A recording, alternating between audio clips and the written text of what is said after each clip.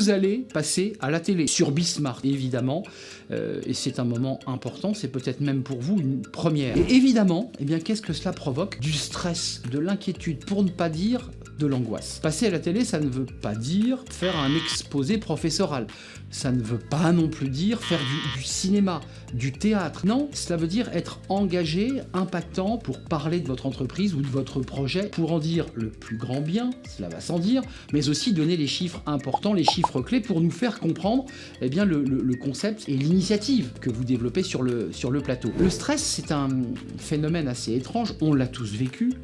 Présentateur de télé, manager, décideur, collaborateur, qui n'a pas vécu un jour eh bien, un stress lorsqu'il prend la parole en public. Là, c'est de la télévision. Le public, il n'est pas là. Il est derrière la caméra. Le stress commence souvent quelques jours, quelques semaines avant. Qu'est-ce que je vais bien pouvoir faire? Comment je vais être? Comment je m'habille?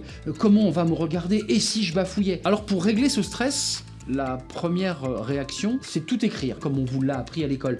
Tout écrire, ne rien oublier. Essayez même de faire des phrases littéraires. Vous vous rendrez compte très rapidement que sur le plateau, il vous est impossible de pouvoir développer les phrases que vous avez écrites. Ensuite, vous allez arriver au moment fatidique, prendre un taxi, prendre un vélo, marcher à pied vers le studio. Et là, le stress va monter, vous aurez l'impression eh bien, de tout oublier, de ne plus savoir exactement ce que vous avez décidé de dire. Là, il y a deux conseils très essentiels lorsque vous débutez. Isolez-vous, ne perdez pas d'énergie à parler avec tous les autres invités qui attendent en loge.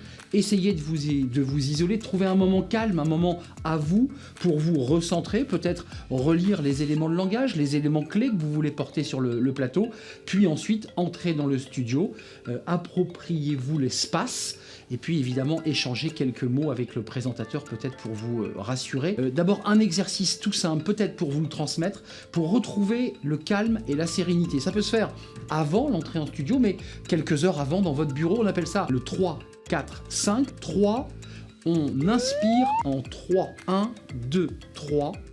Et on expire par la bouche en comptant 4. L'expiration, vous le voyez, est plus importante que l'inspiration. Elle envoie un message à votre cerveau pour lui dire « rassure-toi, tout va bien ». Et le 5, il faut le faire pendant 5 minutes si vous pouvez le faire, parce que parfois on n'a pas le temps. Si vous le faites 2 minutes, 3 minutes, c'est déjà très bien. Pour ensuite eh bien, tout donner sur le plateau. Faites-nous partager évidemment comme à chaque fois votre ressenti, peut-être vos remarques sur ces chroniques, des conseils peut-être à partager avec nous. Et puis la prochaine chronique, eh bien, on s'intéressera au moment très concret où vous êtes réellement sur le plateau de télévision de Bismart. Et là aussi, il y a des outils méthodologiques à retenir.